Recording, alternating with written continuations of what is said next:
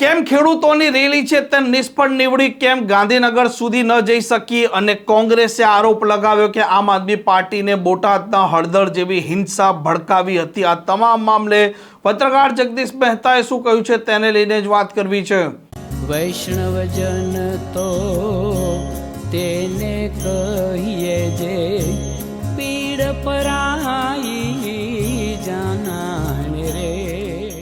નમસ્કાર, આપ જોઈ રહ્યા છો નવજીવન ન્યૂઝ અને હું છું આપની સાથે તોફિક ગાંચી। ખેડૂતો જે પ્રકારે ટ્રેક્ટરો લઈને તેમના હક અધિકાર માટે ગાંધીનગર તરફ કૂચ કરી રહ્યા હતા, તેમાં આમ આદમી પાર્ટી શું હિંસા ભડકાવવાની હતી? શું તે બોટાદના હળદરમાં જે પ્રકારે ખેડૂતો જેલ ભેગા થયા તેવો ખેલ તો રચવાની નહોતી? આવા સંપૂર્ણ આરોપ કોંગ્રેસે લગાવ્યા છે, જેણે હડકંપ મચાવ્યો છે। અને જે પ્રકારે ખેડૂતોના ખેતરમાં વીજ થાંભલા નાખવાનો મામલો હોય કે તેમની અલગ અલગ માંગ હોય, તમામ મામલે પત્રકાર જગદીશ મહેતાએ ઘટસ્ફોટ કર્યો છે।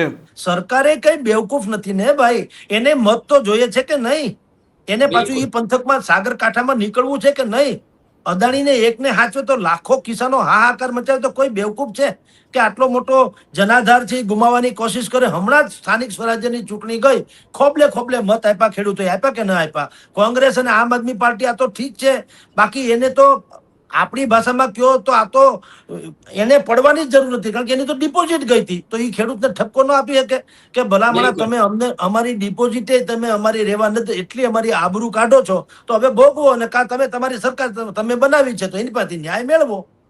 પણ ઈ છતાં પણ એવો જખમ જે છે એ આ દિલમાં ઉતારી અને એ લોકો મેદાનમાં આવ્યા। ખેર એ એના માટે આવ્યા છે કે ભાઈ કોંગ્રેસ જે જીવતી થાય, એમાંય ના નહીં, એ એનો સ્વભાવ છે ને એનો કાયદેસરનો અધિકાર પણ છે વિપક્ષનો કે કોઈ સારો મુદ્દો મળે, સરકારને ભીહમાં મૂકવાની વાત આવે અને સારો મુદ્દો મળે તો કોણ ન લે? લોકતંત્રમાં બિલકુલ પાલભાઈ આંબલિયા અને ગોપાલ ઇટલિયાની બેયની બુદ્ધિ ક્ષમતા, બૌદ્ધિક સંપદા અને કિસાનોની પીડા, આને બિલકુલ તમે વાજિબ રીતે સરકારમાં સમય માગી લીધો હોત કે ભાઈ તમારા યા તો કૃષિ મંત્રી યા પ્રવક્તા મંત્રી યા તો જવાબદાર જે વ્યક્તિ હોય તે એની સાથે અમને મીટિંગ કરાવડાવો, જેથી કરીને સંઘર્ષ ટળે અને ખોટે ખોટો બધાનો આટલો 5000 લોકો ત્યાં ગાંધીનગર ટ્રેક્ટર લઈને ગયા, ડીઝલ પેટ્રોલ લઈ બેળ્યું, કાળજા બેળ્યા એ જુદા, અને કાંઈ હાથમાં ના આવ્યું, હીરો ઘોઘે જઈ આવ્યો ને ડેલે હાથ દઈ આવ્યો। આ કાંઈ અહીંયા જામનગર કે દ્વારકા કે મોરબી, જેતપુર કે ધાંગધ્રામાં જ પ્રશ્ન છે એવું નથી। આ તો ગુજરાતના 26 જિલ્લાના સાગરકાંઠાથી માંડીને બધામાં થઈને 26 જિલ્લામાં આ પ્રશ્ન છે। પણ આપણે ત્યાં કિસાનોમાં કેવું છે, કચ્છમાં પ્રોબ્લેમ હોય તો આપણા લોકોને એમ થાય કે ઈ ગોળ્યું એનું છે ને આપણું ક્યાં છે? બરાબર છે। પછી આપણે ત્યાં સૌરાષ્ટ્રમાં પ્રોબ્લેમ હોય તો હવે કચ્છવાળા કહે છે કે હવે ગોળ્યું તમે તમારું ફોડી લેજો। આ અંગ્રેજો છે ને આમ જ રાજ કરી ગયા।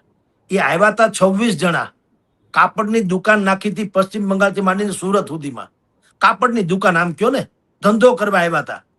પણ જેમ જેમ એને ખબર પડી કે આ આખા ભારતમાં એક મોટામાં મોટો રોગ હોય તો એ કયો છે ખબર છે? દંભનો, કે એકબીજાને ટાટિયા ખેંચવાના, સંપની તો વાત જ નહીં। તમે એનો જવાબ માંગો, વળતર માંગો, આ મત આપ્યો શું કરવા? કે ભાઈ આ પ્રશ્ન રાજ્ય સરકાર લેવલનો છે, તમે આનો ઉકેલ આપો ત્યાં સુધી અમે તમને જવા નહીં દઈએ। હો વાત એક વાત, તમે ધારાસભ્ય છો, અમારા લોકપ્રતિનિધિ છો ને, તો લોકપ્રતિનિધિ શું કરવા? ખાલી સ્ટેજની શોભા વધારવા તમને રાખ્યા છે? તમારા ટીએડીએ શરૂ થઈ જાય, તમારા બધાના લાગો થતા હોય તો એ શરૂ થઈ જાય, તમારા કોન્ટ્રાક્ટરો મળી જાય, તમે લાખો કરોડો રૂપિયામાં આળોટવા માંડો, એટલા આટલું સંસદ સભ્ય બનાવ્યા, એટલા આટલું ધારાસભ્ય બનાવ્યા। તમને અમારા પ્રશ્નો જ્યાં અમારો પન્નો ટૂંકો પડે એના માટે બનાવ્યા, તો ભાઈ આ અત્યારે પ્રશ્ન એવો છે એના માટે તમે લડો। એવું શું કામ ખેડૂત નથી કરતા?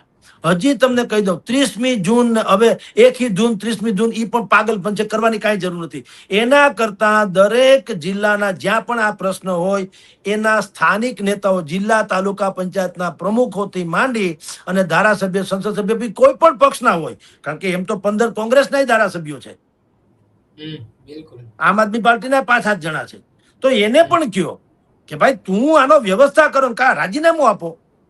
બિલકુલ, તમે મત લઈ ગયા ત્યારે શું કીધું? તમારા માટે અમે અડધી રાતનો હોકારો બનશું। આ ધોળા દિહાળે નથી આવતો ને અડધી રાતની ક્યાં પત્રખાંડો? એટલે કહું છું, આ ચલો દિલ્હી ને ચલો ફલાણા ને ઈ ડિંડક બંધ કરવાની જરૂર છે।